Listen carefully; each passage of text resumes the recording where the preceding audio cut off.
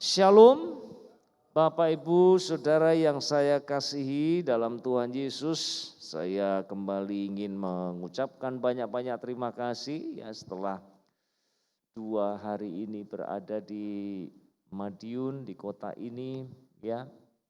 Saya mungkin yang keberapa ya, ketiga atau keberapa, istri saya baru pertama kali ya ke kota ini. Dan terima kasih kepada Ibu Gembala yang sudah mengundang dan sekaligus membuat perut kami ini kekenyangan terus, saudara ya. Jadi betul-betul dijamu luar biasa. Saya mewakili keluarga mengucapkan banyak-banyak terima kasih kepada Bapak Ibu Saudara sekalian, puji Tuhan ya. Pada kesempatan ini saya mau menyampaikan firman Tuhan yang saya beri judul Mengapa Kita Memuji Tuhan ya, mengapa kita memuji Tuhan.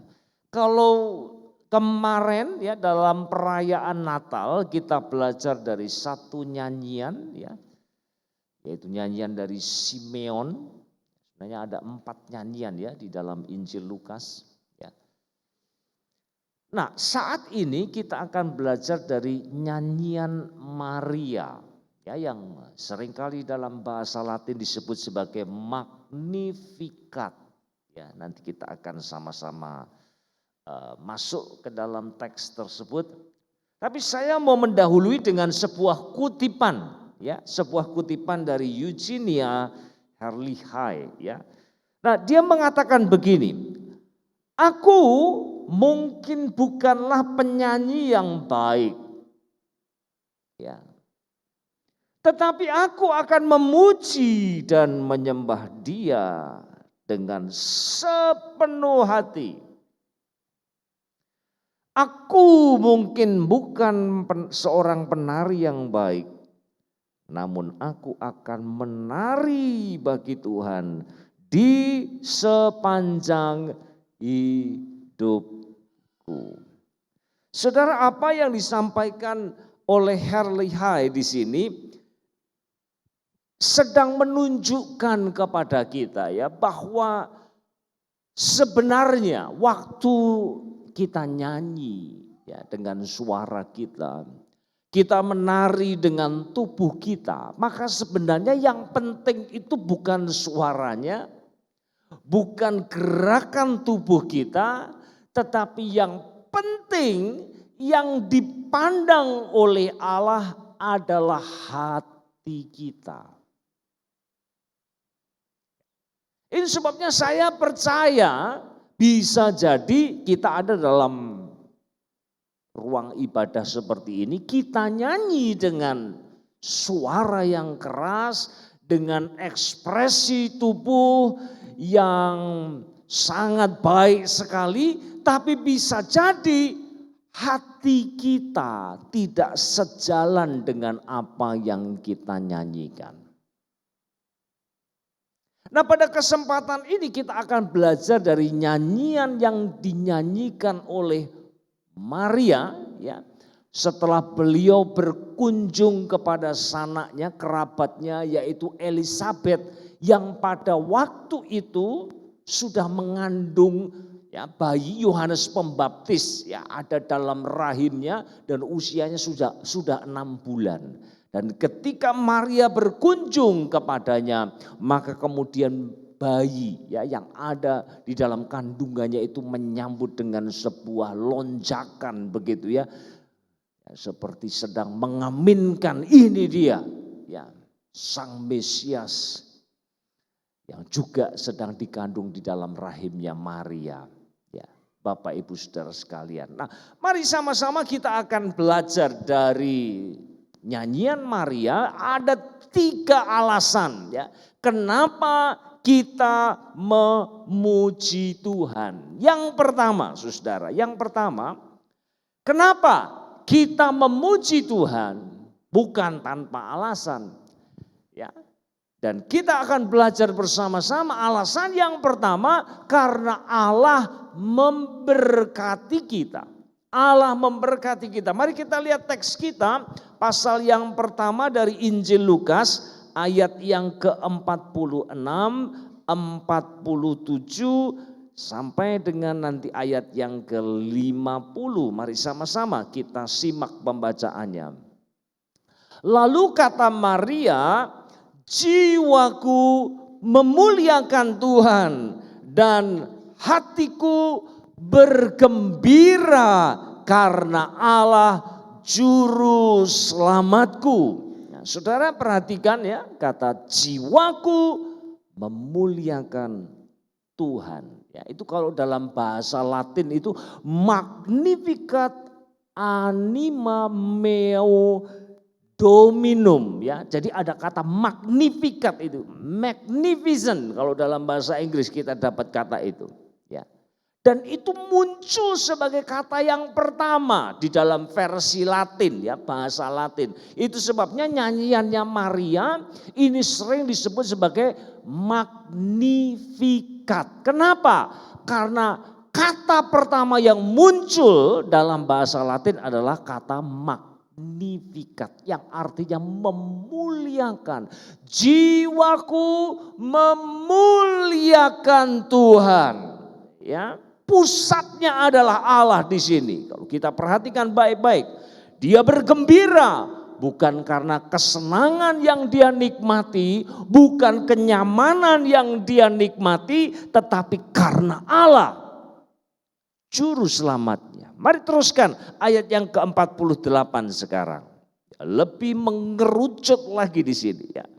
Sebab ia telah memperhatikan kerendahan hambanya. Sesungguhnya mulai dari sekarang segala keturunan akan menyebut aku berbahagia. Saudara perhatikan, ini penting sekali ya di dalam ayat 48 di sini. Ya, perhatikan baik-baik.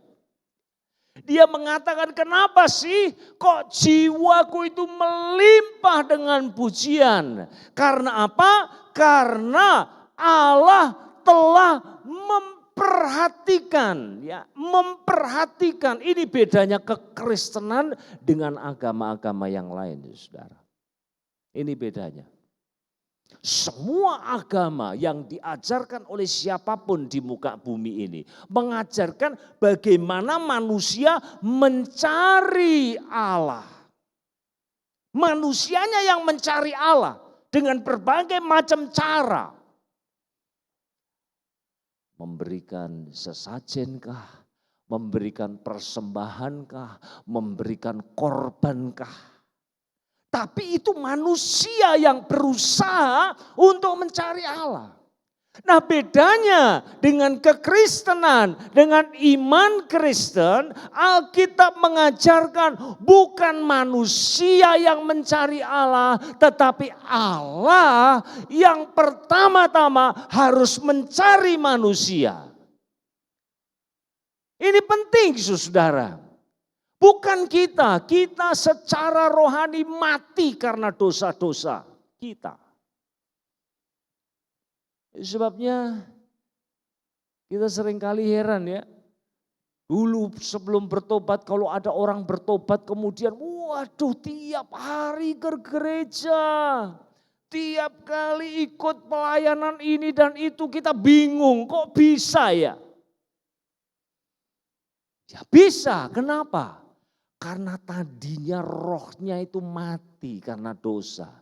Lalu kemudian dihidupkan oleh Roh Kudus, dia menjadi ciptaan yang baru. Dan pada waktu itulah baru dia bisa mencari Allah. Tetapi Allah yang harus lebih dulu datang kepada kita, itu inisiatif dari Allah. Allah yang memilih kita, bukan kita yang memilih Allah, saudara. Dan perhatikan di sini Maria memposisikan dirinya pada posisi yang begitu rendah di hadapan Allah. Nah, ini menarik sekali. Nanti kita akan lanjutkan sama-sama, saudara, ya, membandingkan bagaimana Maria melihat dirinya dan kemudian bagaimana dia melihat Allahnya, itu sungguh-sungguh langit dan bumi. Perhatikan di sini. Ia telah memperhatikan kerendahan hambanya. Artinya Maria sungguh-sungguh merasa tidak layak sesungguhnya untuk diperhatikan. Kenapa? Karena dia hanyalah hamba Allah. Dan hamba bukan untuk diperhatikan, hamba bukan untuk dilayani. Pekerjaan seorang hamba tidak lain adalah melayani, menyenangkan tuannya dan tidak ada yang lain. Tetapi di sini saudara melihat Maria memuji-muji Tuhan. Kenapa? Karena Tuhannya sudah begitu baik. Baik dalam pengertian apa? Allah yang luar biasa rela merendahkan dirinya dan memperhatikan dia yang hanyalah seorang hamba yang sesungguhnya tidak layak. Saudara, kalau saudara tidak bisa merasakan apa yang dirasakan oleh Maria pada saat dia menyanyikan nyanyian ini, saya yakin saudara, saudara tidak akan pernah bisa memuji Tuhan dengan hati yang tulus. Tidak akan pernah bisa. Saya jamin. Ya. Kenapa? Karena kita tidak menyadari bahwa sungguh kita sebenarnya tidak layak di hadapan Tuhan. Dan kalau Allah memilih kita, menyelamatkan kita, maka itu sungguh-sungguh adalah sebuah kasih karunia buat kita. Kita memuji Tuhan. Kenapa? Karena Allah memperhatikan kita. Karena Allah memberkati kita. Dan kita layak untuk disebut sama seperti Maria, orang-orang yang berbahagia. Saudara ya, kalau kita perhatikan khotbah Tuhan Yesus di bukit ya. Itu dimulai dengan berbahagialah, berbahagialah. Itu bukan hanya sekedar kesenangan yang semu, yang muncul sebentar lalu hilang, tidak saudara. Berbahagia di sini sesungguhnya berbicara mengenai perkenanan dari Allah. Perkenanan dari Allah. Dan itu sebabnya Maria yang sadar bahwa dirinya itu bukan siapa-siapa. Dia lemah, dia berdosa, tetapi dia dipilih oleh Allah, diperhatikan oleh Allah. Itu sebabnya tidak bisa tidak, jiwanya ini seperti mau meledak. Ada ledakan pujian di dalam hati Maria. Lalu coba kita lanjutkan sekarang ayat yang ke-49 saudara. Melihat diri sebagai hamba. Lalu kemudian dia memandang kepada Allah dan menggambarkan siapa dia dan apa yang dia telah kerjakan baginya saudara. Karena yang Maha Kuasa telah melakukan perbuatan-perbuatan besar kepadaku. Dan namanya adalah kudus.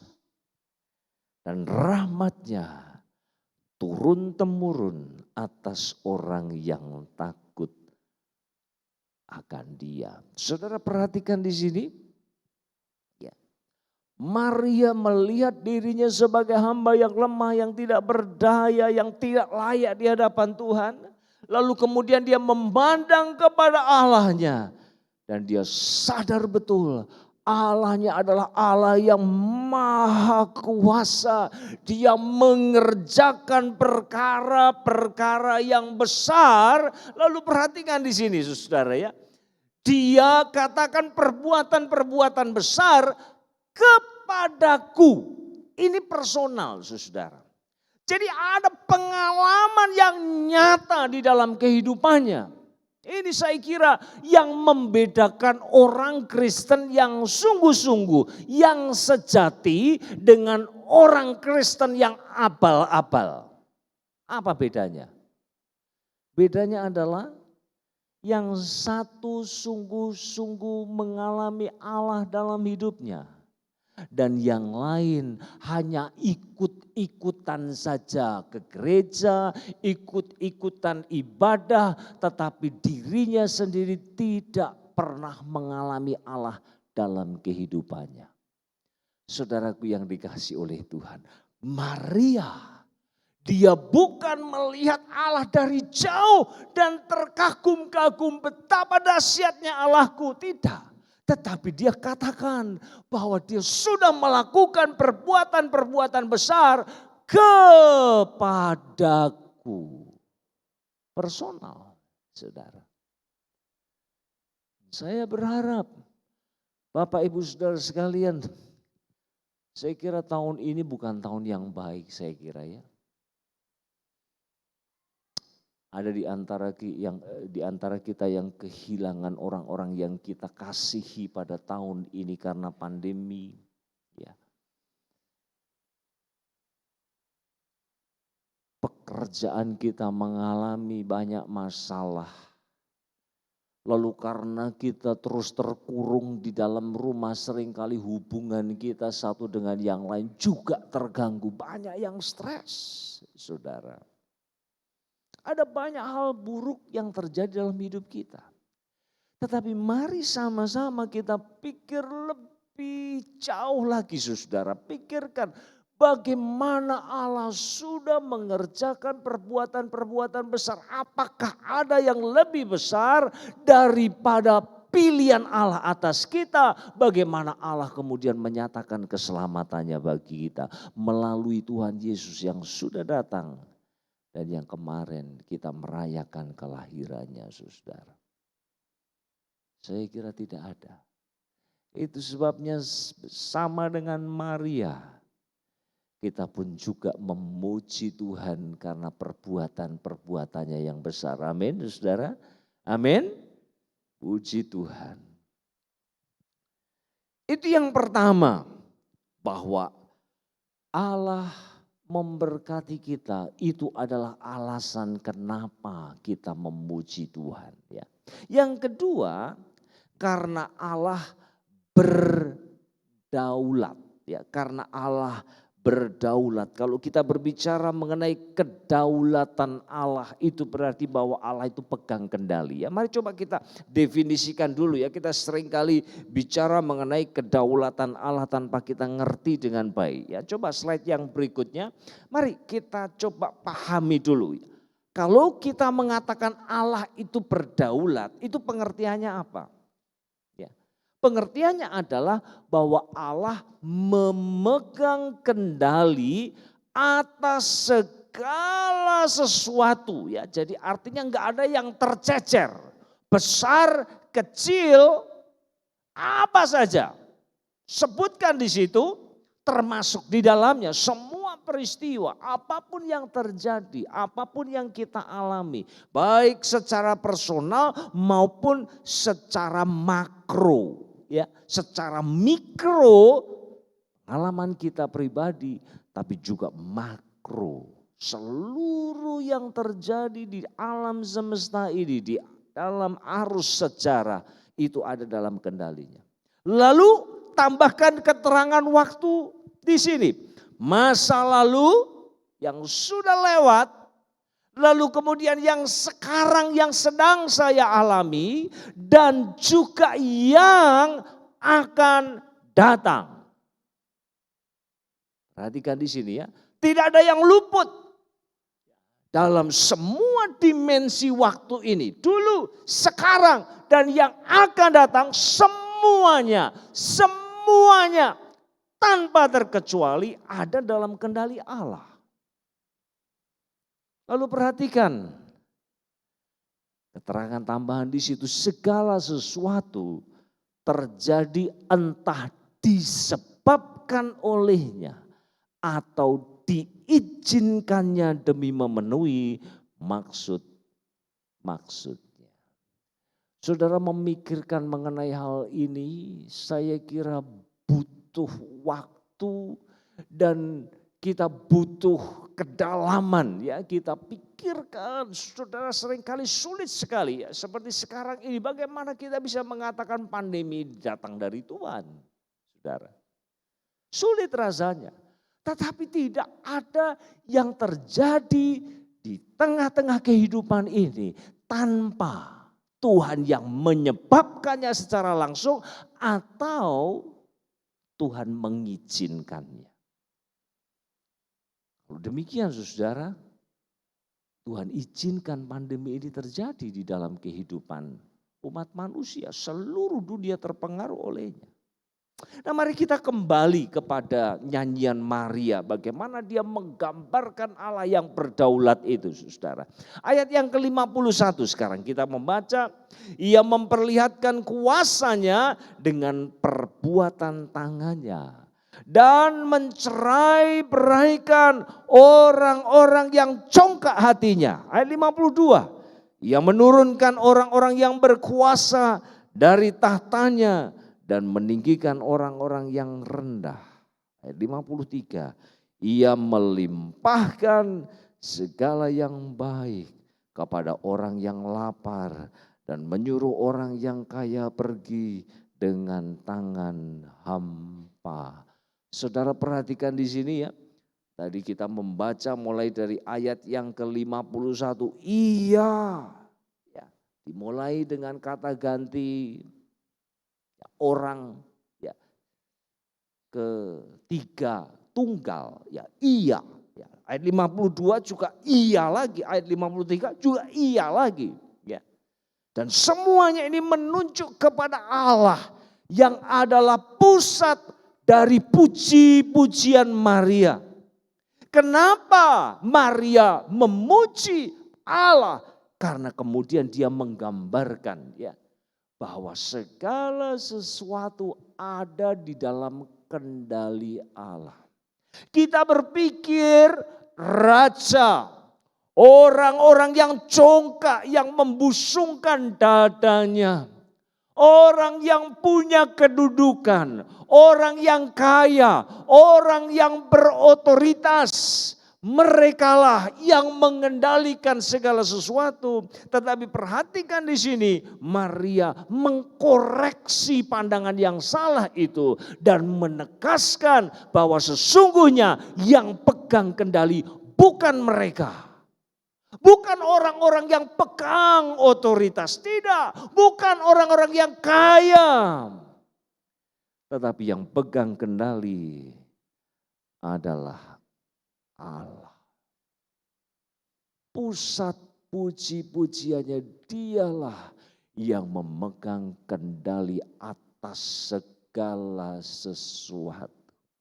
Nah, saudara, menarik sekali ya kalau kita belajar kisah bagaimana Kaisar Agustus ya kemudian mengeluarkan sebuah ketetapan bahwa orang-orang harus kembali ke kampung halamannya untuk sensus ya, dihitung, tetapi di balik itu sebenarnya motivasinya bukan hanya sekedar tahu jumlahnya orang saja, tidak. Tetapi juga untuk masalah pajak.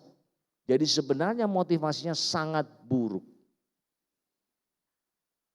Karena mau memperalat jajahannya ini, orang-orang Romawi ya, kerajaan Romawi. Nah, saudara perhatikan di sini ya. Ketika orang jahat kelihatannya berkuasa, apakah Allah itu pegang kendali? Maka jawabannya iya, Allah masih tetap pegang kendali. Itu sebabnya saudara persis sekali, tidak lebih, tidak kurang. Ketika Agustus mengeluarkan dekret mengenai sensus itu, maka Yusuf dan Maria harus pergi ke Bethlehem. Ya. Itu kira-kira 120 kilometer saudara, dan kalau mereka katakanlah menggunakan keledai ya untuk membawa Maria yang sedang hamil besar saudara. Kira-kira butuh 3 atau 4 hari perjalanan. Nah saudara, dan akhirnya kita melihat Tuhan Yesus lahir di mana? Di Bethlehem, bukan? Lahirnya di Bethlehem, tepat pada waktunya. Seandainya saja Agustus mengeluarkan keputusan ketetapan itu lebih awal, maka Tuhan Yesus tidak akan lahir di Bethlehem, tetapi lahir di Nazaret, saudara. Begitu pula sebaliknya, kalau kelebihan juga pada akhirnya akan lahir di Nazaret pula. Tetapi atas kedaulatan Allah, Allah pegang kendali atas segala sesuatu, bahkan dia bisa memakai Kaisar Agustus untuk mengeluarkan ketetapan itu sehingga akhirnya Tuhan kita Yesus Kristus lahir di Bethlehem dan itu menggenapi nubuatan yang sudah disampaikan di dalam perjanjian lama. Bapak Ibu Saudara sekalian, ini bukan soal teologi, ini bukan soal sesuatu yang enak kita dengar, pengajaran-pengajaran yang wow luar biasa. Tetapi saya mau membawa kebenaran ini ke dalam kehidupan kita. Saya yakin ada hal-hal yang sampai sekarang kita sulit untuk menerimanya. Kenapa kok orang yang saya cintai Tuhan panggil pada masa yang seperti ini? Kenapa kok pekerjaanku kemudian bermasalah? Kenapa kok anakku kemudian memberontak dan sebagainya? Masalah-masalah bermunculan. Saudara, saya mau mengatakan ini. Allah tetap pegang kendali atas kehidupan kita. Ini yang kadang kita tidak bisa pikirkan bagaimana Allah bekerja, saudara. Dia seringkali memakai bahkan hal-hal yang buruk, lalu menghubungkannya dengan sesuatu yang lain. Itu sama seperti kalau kita lempar beberapa batu ke dalam kolam. Lalu kemudian batu itu menimbulkan riak-riak, saudara. Ya, pasti beberapa batu ya. Akhirnya riak-riak itu bertemu dengan satu dengan yang lain, lalu membentuk riak-riak yang baru lagi dan seterusnya dan seterusnya. Ini yang Tuhan kerjakan yang kita tidak pernah pahami, saudara. Tahu-tahu nanti di ujung sana kita menoleh ke belakang dan kita melihat, oh Tuhan kita sungguh luar biasa. Saat-saat di mana seolah-olah Tuhan meninggalkan aku, maka sesungguhnya Allah tidak pernah tinggalkan aku. Dia mengerjakan segala sesuatu secara senyap. Sampai akhirnya semuanya kalau dihubungkan satu dengan yang lain mendatangkan kebaikan bagi saudara dan saya. Amin. Saya mau mengutip perkataan dari Charles Spurgeon, saudara. Beliau mengatakan demikian, jika Anda sedang berada dalam sebuah ujian kehidupan, maka kedaulatan Allah adalah bantal di atas mana Anda meletakkan kepala Anda. Saudara, puji Tuhan, saya kira kita semua saat ini menghadapi begitu banyak masalah dalam hidup kita. Tetapi kalau kita ingat kebenaran ini, kenapa sih saya memuji Tuhan? Karena Dia berdaulat. Berdaulat artinya apa? Bahwa segala sesuatu ada dalam kendalinya. Masa lalu, masa sekarang, masa yang akan datang. Tidak ada satupun yang terjadi dalam hidupku kalau tidak disebabkan oleh Allah dan kalau tidak diizinkan oleh Allah. Kalau demikian, saudara, tidak ada berita yang lebih menyejukkan daripada kebenaran ini. Allah yang kita sembah adalah Allah yang berdaulat. Amin. Amin, saudara. Puji Tuhan. Yang terakhir, kenapa kita memuji Tuhan, saudara? Maria berikan alasannya karena Allah menepati janji-janjinya. Mari kita lihat sama-sama, saudara. Dalam ayat yang ke-54 sekarang kita baca, ia menolong Israel hambanya karena ia mengingat rahmatnya. Lalu ayat yang ke-55, seperti yang dijanjikannya kepada nenek moyang kita, kepada Abraham dan keturunannya untuk selama-lamanya. Saudaraku yang dikasihi oleh Tuhan, ketika kita membuka Alkitab kita menemukan ada begitu banyak, ya, seorang ahli Alkitab mengatakan ada 7.000 lebih janji Allah dalam Alkitab. Untuk masa yang sekarang dan untuk masa yang akan datang. Ada 7.000 lebih, saudara.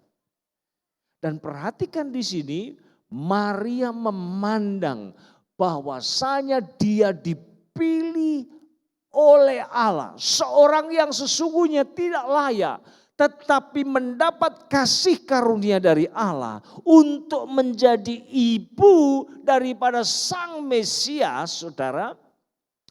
Maka dia melihat itu sebagai perpanjangan dari apa yang sudah disampaikan sebelumnya. Nubuat-nubuat kedatangan Mesias yang sudah dinubuatkan oleh para nabi dalam perjanjian lama. Itu sekarang digenapi di dalam dan melalui kehidupannya ketika dia dipilih untuk melahirkan Sang Juru Selamat. Saudara perhatikan di sini. Jadi kalau demikian sama halnya dengan Maria, kita semua bisa mengatakan amin kepada setiap janji Allah yang tertulis di dalam Alkitab kita. Saudara ketemu dengan janji Allah waktu saudara membaca renungan setiap saat kapan saja. Saudara tidak perlu khawatir. Allah kira-kira akan menggenapinya atau tidak. Alkitab katakan bahwa Allah tidak mungkin, tidak bisa berdusta. Dia adalah kebenaran dengan K besar, ya, bukan K kecil. Kalau K kecil berarti kebenaran di samping kebenaran-kebenaran yang lain. Tetapi dia adalah K besar, kebenaran dengan K besar.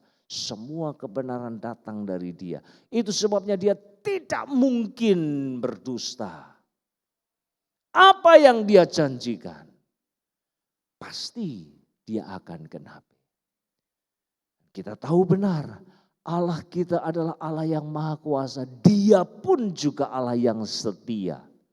Maka 3 hal ini memastikan bahwa setiap janji-janji Allah akan digenapi di dalam dan melalui kehidupan kita. Amin, saudara.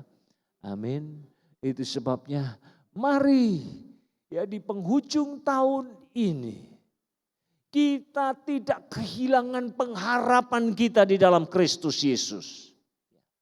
Apa sih artinya pengharapan itu?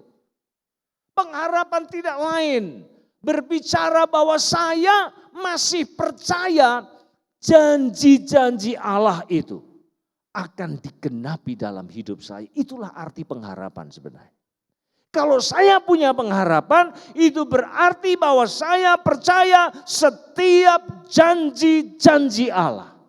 Setiap butir janji Allah yang tertulis dalam Alkitab akan digenapi dalam hidup saya. Itu sebabnya saya akan memuji Tuhan. Amin, saudara. Amin. Mari saudara kita luangkan waktu sejenak pada kesempatan ini kita akan datang kepada Tuhan. Sama-sama akan menyanyikan sebuah pujian. Hanya Engkau Juru selamatku. Tuhan, Kau setia padaku, yang ku pegang hanya janji-Mu. Ku percayakan hidupku. Nyanyikan pujian ini, hanya Engkau juru selamatku. Haleluya.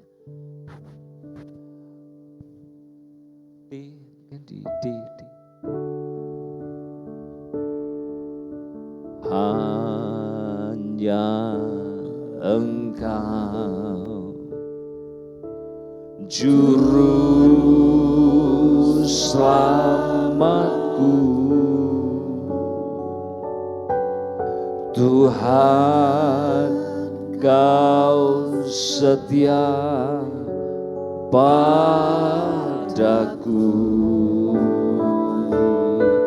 yang ku pegang hanya janji-Mu, yang ku pegang hanya janji-Mu. Ku percayakan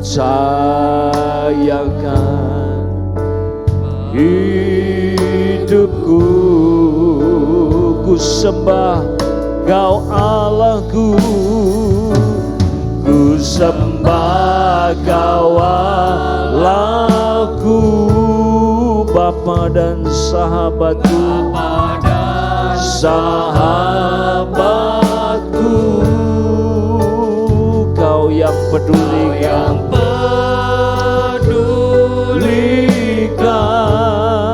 seluruh hidupku. Walau lewati lembah, walau lewati lembah, aku tak ditinggalkan. Yesus kekuatan, kekuatan di hidupku. Nyanyikan sekali lagi dari awal pujian ini, hanya Engkau, hanya Yesus, juru selamatku, Tuhan, Kau setia padaku.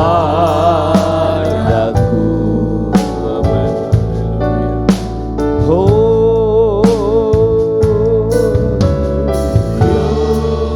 yakini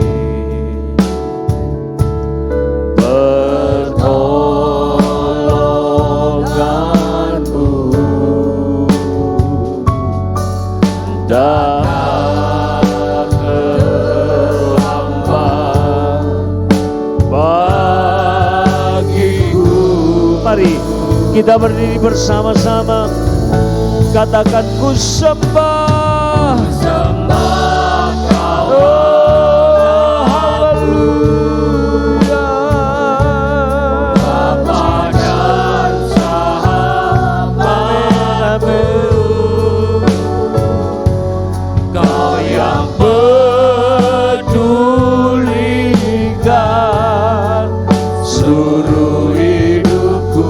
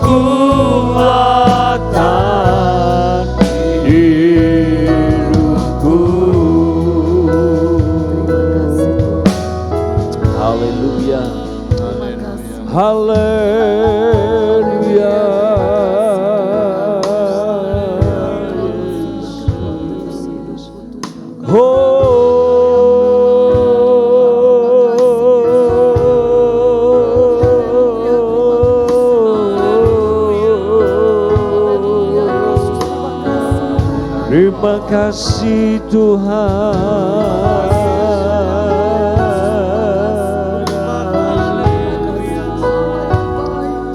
Yesus.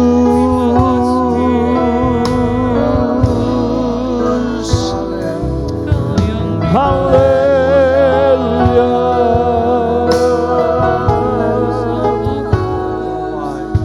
Kami puji Engkau Tuhan. Kami menyembah-Mu. Mari saudara, angkat jiwamu, puji dan sembah Dia. Haleluya.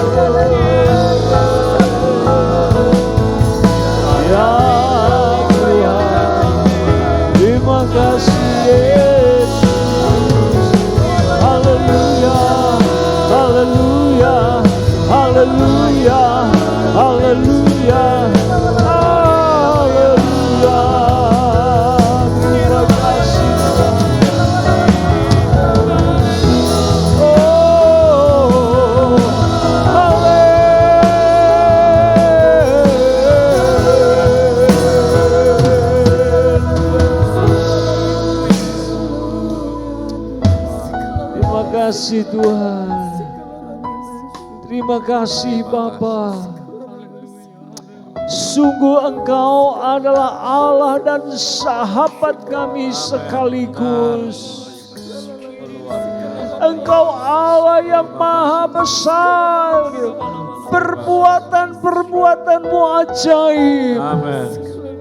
Tetapi Engkau juga sekaligus pribadi yang dekat dengan kami. Terima kasih Pak. Bapa di surga, ada di antara kami yang saat ini datang dengan rasa yang takut, dengan kecemasan, dengan kegelisahan. Tidak tahu apa yang akan terjadi di tahun yang akan datang ini. Tapi kami bersyukur belajar dari Maria. Sungguh Engkau Allah yang berdaulat. Amin. Engkau Allah yang memegang kendali. Amin. Engkau yang pegang kontrol atas segala sesuatu ya Tuhan. Itu sebabnya kami umat-Mu pada petang hari ini, kami mau taruh hidup kami ke dalam tangan-Mu yang berdaulat itu ya Tuhan. Kami percaya Bapa, di sanalah kami akan merasa tenang. Di sanalah kami aman. Kami sejahtera di dalam Tuhan. Terima kasih Bapa di surga. Terima kasih Tuhan. Meteraikan firman-Mu dalam setiap hati kami. Kami kembalikan segala puji hormat kemuliaan hanya bagi Tuhan saja. Demi nama Tuhan Yesus Kristus. Ucap syukur kami berdoa. Haleluya. Semua yang diberkati Tuhan sama-sama katakan. Amin. Silakan duduk, Tuhan memberkati.